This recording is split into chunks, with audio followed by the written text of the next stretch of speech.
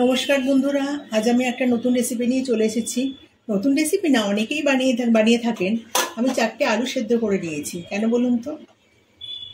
আমি আলু টিক্কি চাট বানাবো, সেজন্য আলুগুলোকে সেদ্ধ করে ঠান্ডা করে নিয়েছি। এবার আলুগুলো চোকলাগুলো ছুলে এটাকে ম্যাশ করে নেব। চোকলাগুলোকে ছুলে নিয়েছি। এবার একটা কাঁটা চামচের কাঁটার সাহায্যে আমি এটাকে ভালো করে ম্যাশ করে নেব।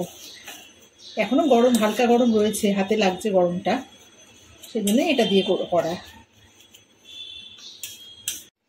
চামচের সাহায্যে এত ভালো হয় না, হাত দিয়ে যেটা হয় একটু একটু মানে কি গিটগিট মতো থাকছে, সেটাকে হাত দিয়ে ভালো করে মেখে নিচ্ছি।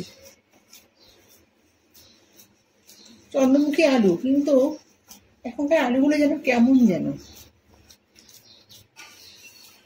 মোটামুটি মাখা হয়ে গেছে। এর মধ্যে দিয়ে দেবো কুচিয়ে রাখা একটা পেঁয়াজ, সামান্য একটু ধনেপাতা কুচি, একটা কাঁচা লঙ্কা কুচি, ঝালটা নিজেদের স্বাদ মতো, সামান্য একটুখানি আদা কুচি আর একটুখানি রসুন কুচি।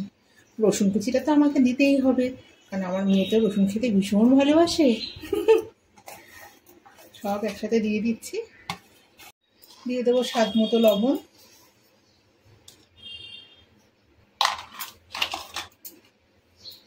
একটু ধনের গুঁড়ো দেবো, অল্প, খুব বেশি না। সামান্য একটু লঙ্কার গুঁড়ো দেবো, যেহেতু একটা কাঁচা লঙ্কা দিয়েছি তাই অল্প একটু লঙ্কার গুঁড়ো দিলাম। আর দেবো সামান্য একটুখানি গরম মশলা, এটা শাহি গরম মশলা, একটুখানি দেবো, বেশি দিলে আবার গন্ধ বেরিয়ে যাবে গরম মশলা। আর দেবো শেষে হচ্ছে কর্নফ্লাওয়ার,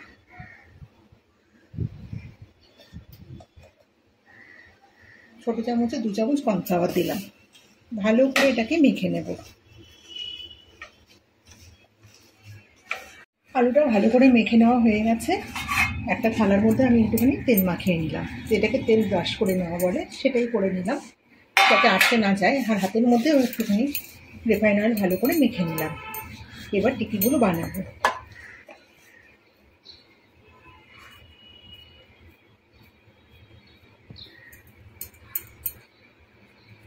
খুব একটা পাতলা করবো না, একটু মোটা মোটা করে করবো।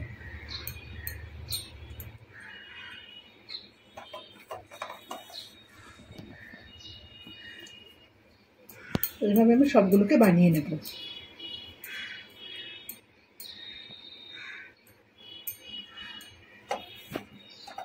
টিকিগুলো সব বানানো হয়ে গেছে।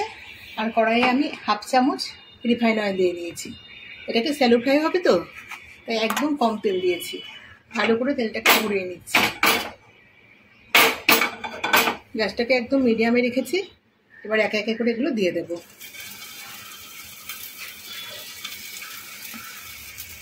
আস্তে আস্তে করে বসিয়ে দেব।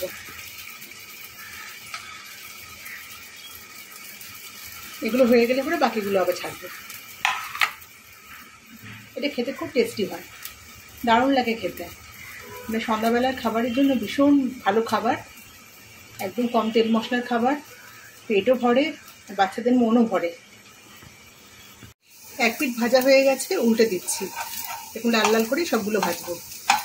উল্টাতে হবে কিন্তু খুব সাবধানে, যেহেতু একদম কম তেল দেওয়া তো। সুন্দর লাল লাল লাল লাল হচ্ছে। মাঝখানে দিচ্ছি না, কারণ মাঝখানে তো একদমই তেলের বংশ নেই। আর একটু এইভাবে লাল লাল করে ভেজে নেব। ভাজা হয়ে গেছে, এগুলো এবার তুলে নেব। 2 পিঠে এরকম লাল লাল করে ভাজা হয়ে গেছে। আলু টিকিগুলো সব ভেজে নেওয়া হয়ে গেছে, একদম লাল লাল করে ভেজে নিয়েছি, সুন্দর লাগছে দেখতে। এবার এটা চাটটা বানানো হবে। টক দইটাকে ভালো করে ফেটিয়ে নিয়েছে, সামান্য একটুখানি গুঁড়ো চিনি আর একটুখানি বিট লবণ দিয়ে।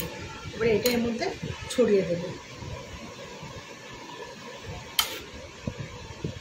আস্তে আস্তে আস্তে আস্তে করে এর মধ্যে ছড়িয়ে দেবো।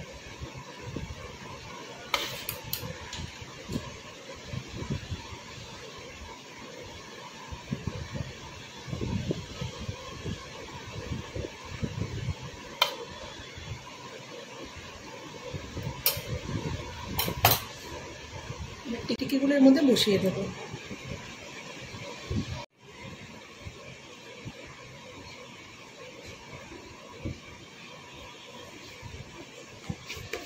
উপর থেকে একটু চাট মশলা এর মধ্যে ছড়িয়ে দেবো।